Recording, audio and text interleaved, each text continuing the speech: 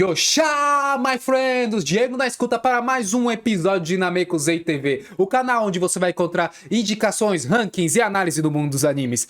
E hoje vamos falar dele, o filme do Demon Slayer Castelo Infinito. Falei certo, quase saiu o trem infinito. Demon Slayer Castelo Infinito que está nos cinemas. Então vamos falar dele com a seguinte pergunta: será que vale a pena assistir esse filme? Essa longa batalha pode finalmente acabar hoje à noite. Porque é assim, galera, nosso dinheirinho é suado, o cinema não tá barato, então será que vale a pena eu assistir no cinema ou esperar em alguma plataforma de streaming sair? Porque obviamente vai sair nos Sete Mares também, né? Tem essa possibilidade. Quem pegou a referência, pegou. Então, sem mais delongas, bora pro vídeo!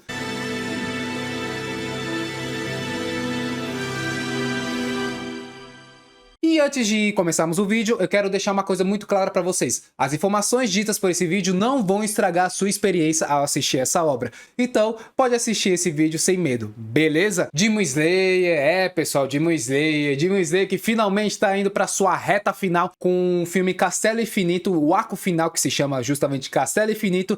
E o filme já começa como? Com o fim do último episódio da quarta temporada, onde todos estão caindo literalmente no Castelo Infinito. E logo de cara o filme já entrega uma animação que puta que pariu. Beleza, mas Diego, Demon Slayer sempre tem uma animação boa.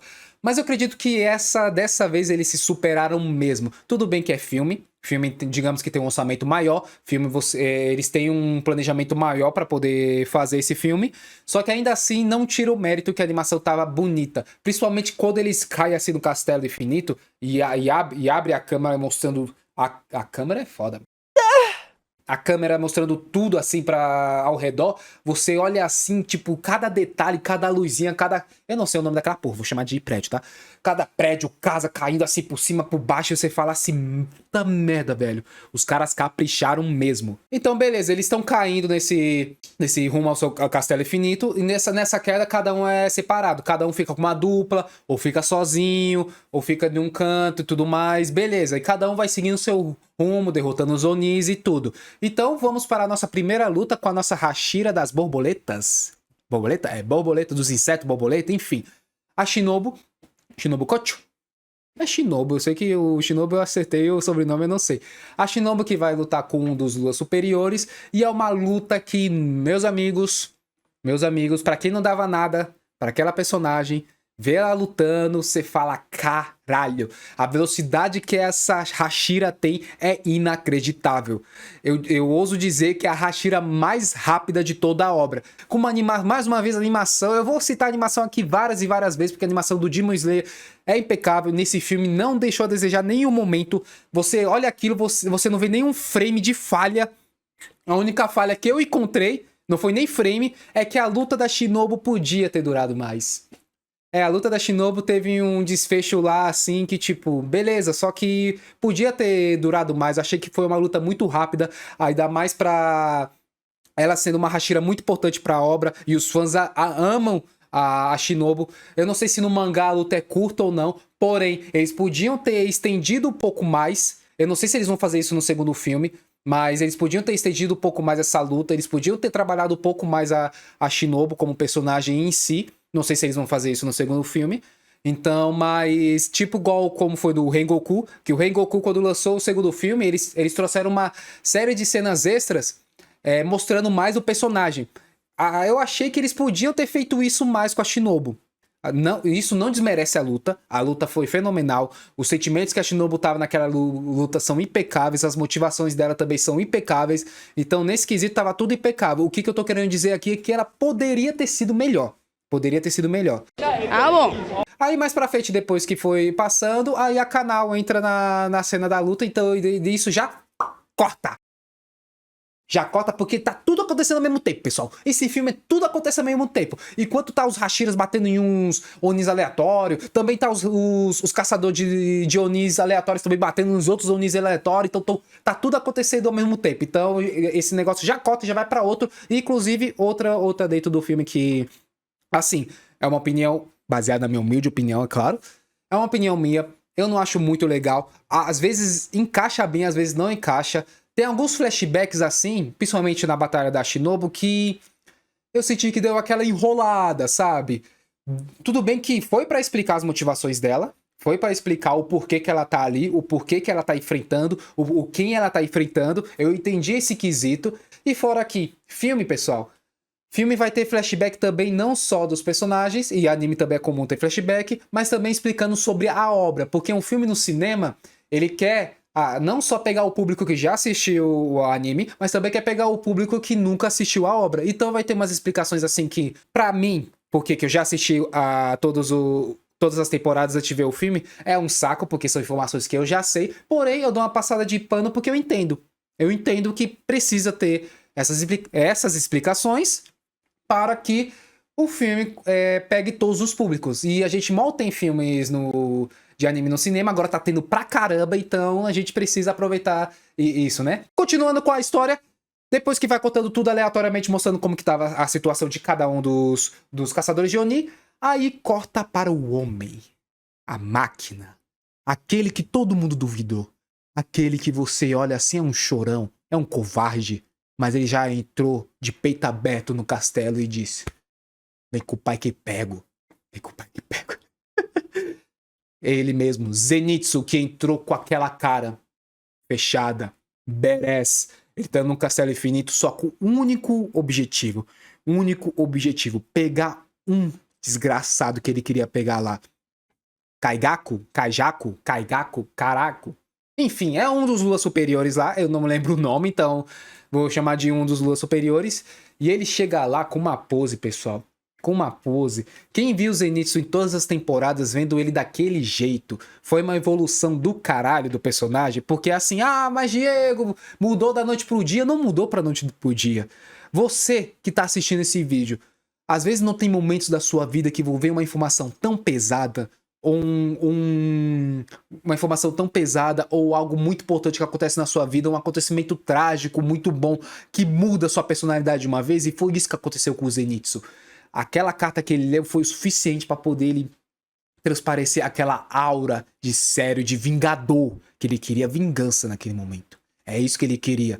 E o mais foda ainda, pessoal, que quando ele tava dialogando com o Lua Superior, ele olhava daquele jeito, ele queria se explodir em fúria, mas ao mesmo tempo ele se segurava e ainda debochava com o cara. E aquela frase que inclusive tá no trailer, quando você vê no filme, puta merda, fica ainda mais... É a cereja do bolo. Então você se contenta com pouco e é um dos Luas superiores mais fracos? Meu amigo, dessa aí...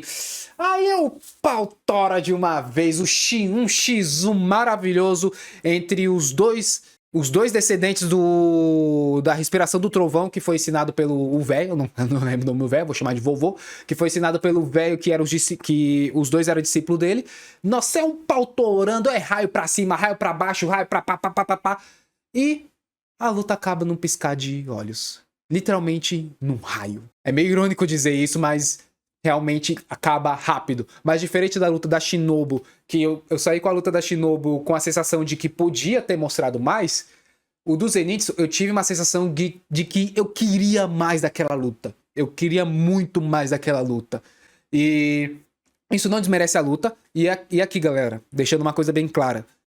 Eu não tô desmerecendo luta nenhuma. Você não precisa desmerecer uma luta pra falar bem de outra. As duas lutas, tanto da Shinobu quanto do Zenitsu, são muito boas. Só tem os contrapontos que eu acabei de dizer aqui. E, claro que você tem a sua favorita. Eu gostei mais da luta do Zenitsu do que o da Shinobu. Mas isso não quer dizer que o da Shinobu foi ruim. Foi boa também. Mas o do Zenitsu foi muito melhor. Porém, tem uma luta aí que veio que, pelo amor de Deus, que é muito melhor do que a do Zenitsu. E eu já chego lá. Só pra finalizar do Zenitsu, ele consegue vencer do Lua Superior, consegue a sua tal vingança. E tem uma cena, pessoal, tem uma cena muito linda. Uma cena muito linda. Vou até beber aqui, ó. Tem uma cena muito linda. Ele falando com o velho. O velho eu falo a cena linda e estrago a ocasião. Ele falando com o velho, né? E aquela cena, cara. Aquela cena me quebrou, sabe? Mexeu aqui, ó. Mexeu algo aqui dentro. E eu fiquei, nossa. Emocionante. Caramba. Demon Slayer vai fazer uns corações aí chorar, hein? Vai fazer uns corações aí chorar, hein? Porém, como estão no Castelo Infinito, as coisas não podem parar. tudo acontece tudo ao mesmo tempo. Ao mesmo tempo, ao mesmo tempo, ao mesmo tempo, ao mesmo tempo mesmo. Então já corta ali. Gil Tomioka. Vou chamar de Tomioka, é melhor do que Gil. Já corta pro Tanjiro e Tomioka. E do nada o Akaza aparece. Mas do jeito que ele apareceu. Ele sai lá do topo do prédio, quebrando tudo assim, na brutalidade, apenas na muqueta, aparecendo na frente do Tanjiro. Você fica, caralho, e vai acertar o Tanjiro então? O Tanjiro ativa o quê? O quê? O poder do protagonismo, é claro. Brincadeiras à parte, o Tanjiro consegue desviar dos ataques do Akaza, e ali você fala, caralho. Aí você vê a evolução do personagem, porque na primeira vez que o Tanjiro encontrou o Akaza, ele não fez porcaria nenhuma. Porcaria nenhuma. O Akaza deitou em cima do Tanjiro. Na verdade, ele nem conseguiu se levantar, né? Que ele tava todo lascado. Mas o Tanjiro não conseguiu fazer nada. Já nessa luta, você já vê a evolução do personagem. Que você fala assim, meu, caramba, que foda. E até o Tomioka reconhece isso. Então, o pau começa a estourar. Nossa senhora. Nossa senhora. Ô luta espetacular. Ô luta maravilhosa. Ô animação do caralho. Porque além da luta tá muito... E fora que não é só animação, a luta tá muito bem coreografada. Tão coreografada que é uma hora o Akaza vai batendo e o Tanjiro e o Tomioka apanham. Brincadeiras à parte. Enquanto tá rolando essa luta, o Tomioka ataca, então o Tanjiro vê uma abertura e ataca pra poder ajudar o Tomioka, mas o Tomioka vai e ajuda o Tanjiro a desviar de um ataque, aí depois fica nessa trocação assim, onde o Tanjiro tá esperto, ele sabe que consegue desviar dos ataques do Akaza, ele sabe que consegue atacar o Akaza, consegue ferir ele, porém, ele não tem o nível de Hashira. Mesmo que Tomioka diz assim, nossa, o Tanjiro já tá com um nível de Hashira. Só que assim, ele tá beirando, chegando no nível de Hashira.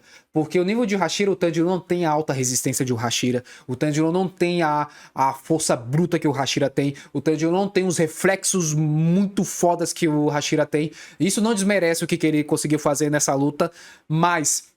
esse nível ele ainda tem comer muito feijão com arroz ali, né? E já tá no arco final essa porra. Quero ver como que vai desenrolar esse negócio. Mas beleza, né?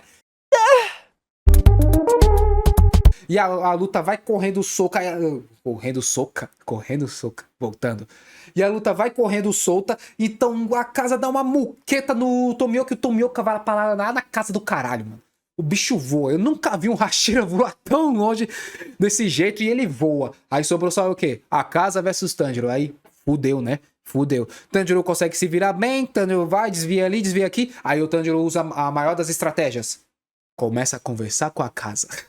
Não é discussão no jutsu, mas rola um diálogozinho ali. Um diálogo bem bacana que você começa a entender o Akaza, sabe? Entender, entre aspas, dá umas migalhinhas assim, você fica... será que vai ser tipo história de Gyutaro? Beleza, vamos continuando aqui. Então a luta continua correndo solta entre o Tanjiro e a Akaza. Então o Tomioka volta. Tomioka volta. Quem falou desse emo, hein? Quem falou desse emo? Porque o emo volta puto. Mas volta puto. Que ele até mesmo admite que é a primeira vez que ele enfrenta alguém tão forte quanto ele. E ele respira fundo e aparece uma marca no rosto dele. A marca do caçador finalmente. Então ele vai que nem um raio. Um raio pra cima do Akaza. E puta que pariu. A trocação é foda. A trocação desses dois é foda para um caralho. E o Akaza ainda consegue trocar bem com o Tomioka. E desculpa eu falar isso, mas... acho que eu vou ter que admitir que o pessoal falava sobre o Rengoku de que ele pedia fácil pro Akaza e o Akaza tava brincando. E olha que eu gosto do Kyojiro, tá? Kyojiro é um dos meus personagens favoritos do Demon Slayer. Mas ali naquele momento eu vi que realmente o Akaza tava se segurando muito contra o Kyojiro. E então quer dizer que o Tomioka é mais forte que o Kyojiro? Talvez seja naquele momento. Naquele momento específico acho que foi. Porque a trocação foi insana, pessoal. Foi insana. Nunca vi um emo, eu falo emo, é engraçado. Nunca vi um emo lutar daquele jeito, meu. Nunca vi. Na verdade ele só lutou só com aquela pose de tranquilo. E foi. E fora que ele disse uma frase que ele odeia lutar. Ele odeia lutar. E agora tá sendo forçado a lutar com tudo. Ele fica mais puta ainda. Nossa, e vendo aquela cara de putaço dele indo pra cima da casa. Foi impagável. Foi impagável. Continuando, enquanto a trocação tava rolando solta, então Tanjiro ativa o mundo transparente. Com o mundo transparente consegue enfrentar o Akaza e consegue finalmente ferir ele a ponto de cortar. Cortar o Não vou falar a palavra porque não sei se vai dar ruim pro YouTube, né? Mas enfim, consegue finalmente cortar. Então você fala assim, a luta acabou. Aí o que acontece? Flashback! Agora sim, um flashback muito bem encaixado, contando a história do nosso querido Akaza, que é revelado o nome verdadeiro dele, que eu não lembro o nome verdadeiro dele. Vou tomar mais um pouco.